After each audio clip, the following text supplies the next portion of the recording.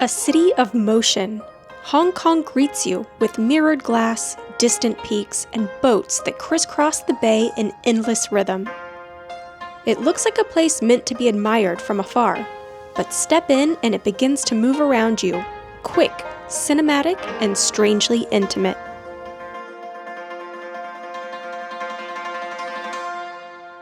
There's motion in everything.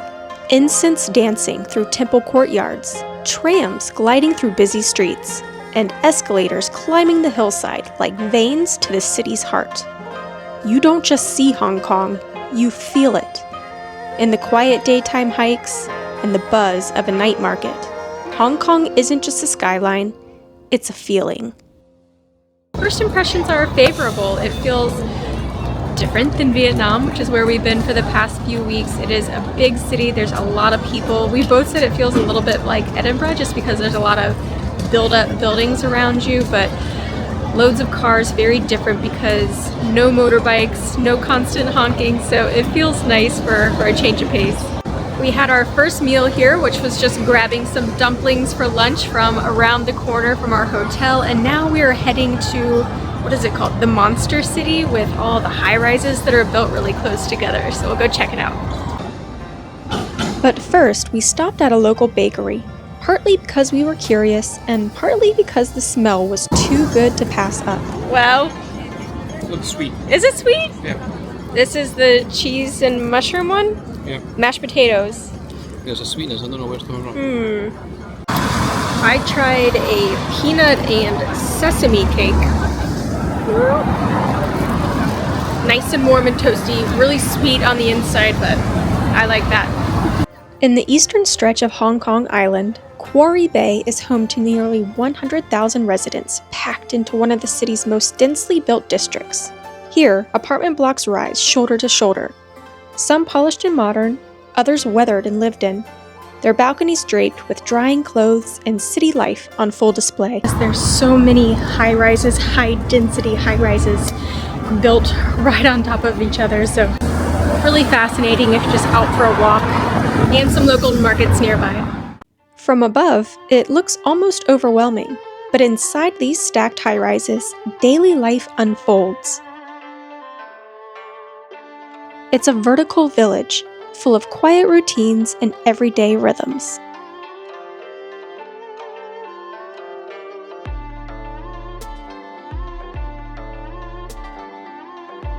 As day fades into night, the scale becomes even more surreal from above.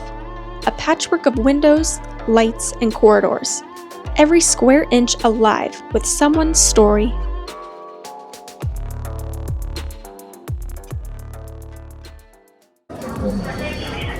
Next, we took the train down from Quarry Bay toward the harbor, one of the quickest ways to slip between neighborhoods in this sprawling city.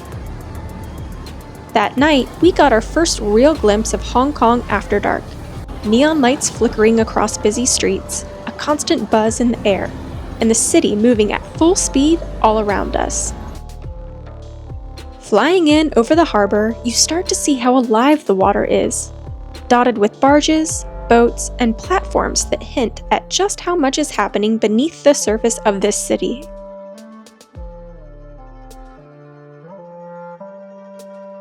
Ferries slide between Hong Kong Island and Kowloon like clockwork.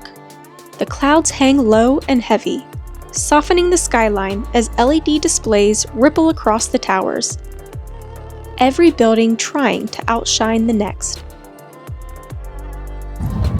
Look at this!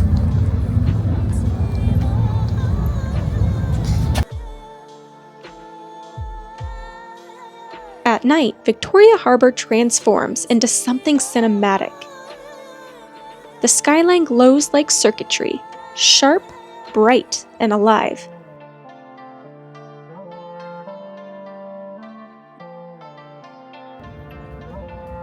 It's where people gather to watch the city light up, take in the view, and enjoy the buzz of the waterfront.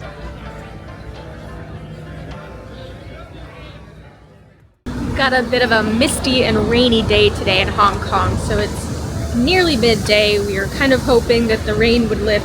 It's not heavy right now. Like I said, it's more of a mist, but it's a bit enough enough to be a bit of a nuisance, I would say. It does actually look really cool with the buildings though, because the clouds just consume the top of the buildings here. Not to be deterred, we walk around the North Point area, and I have to say I've been pleasantly surprised by all the food here. We found many fairly priced lunch options nearby, which came to us as a bit of a surprise. Whether a sit-down restaurant or a quick plate of dumplings on the go, something in my soul feels restored, as I'm spoiled for choice here. And there was still more good food to come. After lunch, we were walking down the street and Jimmy saw a Chinese natural medicine place where they did acupuncture, so he went in. They offered a quick consult because he's been having some pain, and so he went ahead and decided to get a treatment for the next hour. So I'm going to work on some videos here and just checking out the view from our room. It's starting to look like it's clearing up, so we'll head out a little later. Oh wow, that is wild. It looks painful.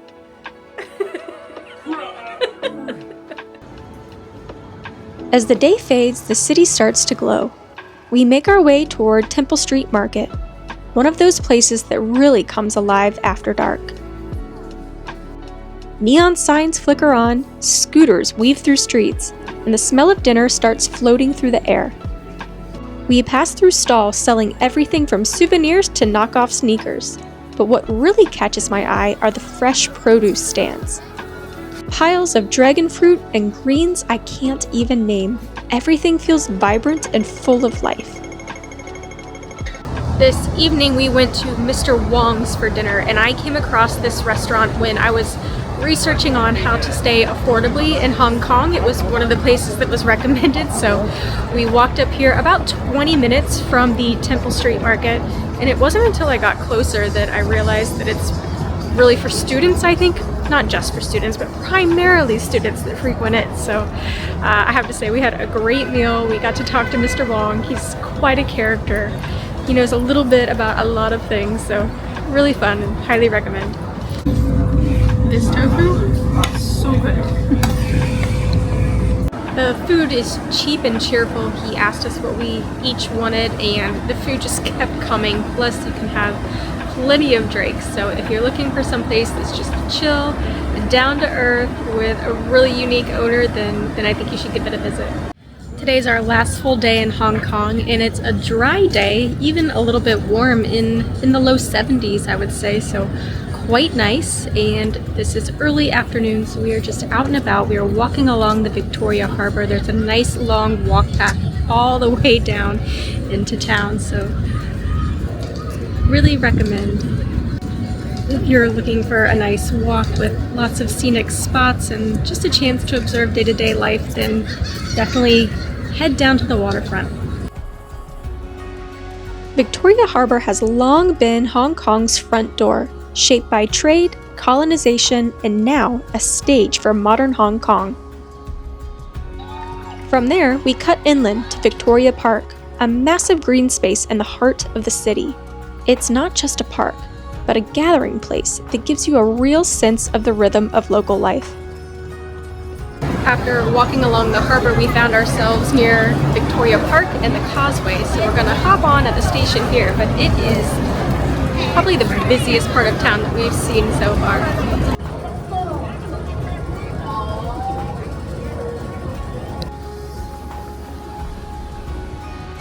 Tucked between high-rises on Hollywood Road, Man Mo Temple is one of the oldest in Hong Kong, a quiet refuge from the city's constant motion. Step inside and you're immediately wrapped in the scent of sandalwood. Coils of incense billow from large bowls, slowly burning prayers into the air. Built in the 1800s, it's dedicated to Man, the god of literature, and Mo, the god of war, a balance of wisdom and strength. It's a quiet, sacred contrast to the hum of the cities just outside. Jimmy's prayer must have been answered, as afterwards he spotted a beacon of hope. A local fish and chip shop.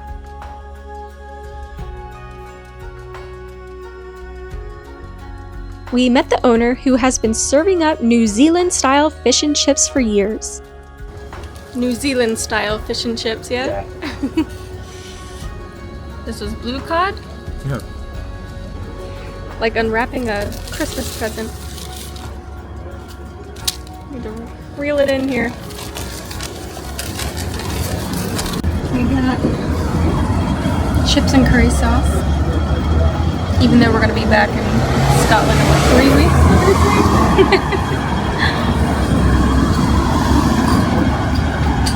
Quite good. It's a little bit sweet, but not so sweet as like the Scotland chip shop curry.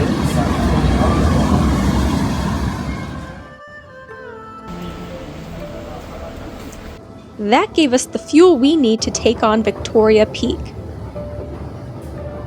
We get a little boost by taking the mid-level escalators uphill. But soon enough, we'll require our own leg power. This is gonna sound pretty ignorant, but I didn't realize how hilly it would be in some parts. Which of course that makes sense. When you want to go up to the peak, then you're gonna have to climb. Well, we failed to find the origin of the tram. We're still half an hour's walk from the next stop that we can see, but we found a smaller path, a trail that'll just go through the park, so that's what we're taking. Oh well, there goes that plan.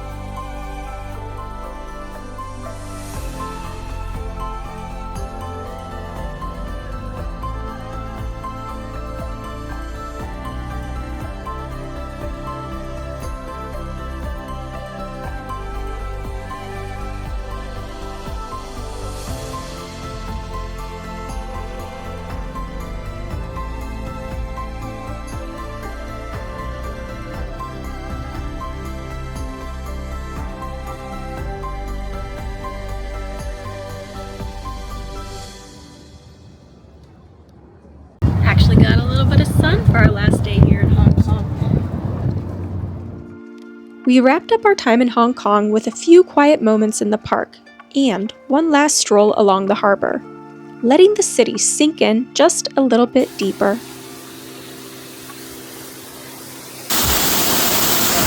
Now we still have a few weeks of travel left. We have some fun stops along the way, but today we are going to leave Hong Kong. We have a flight this evening and we are headed next to Sri Lanka. We came with no expectations and left with a kind of awe. In just a few days, Hong Kong pulled us in with its rhythm, its resistance, and its surprising calm beneath the surface. But the truth is, we barely scratched the surface. There's so much more here.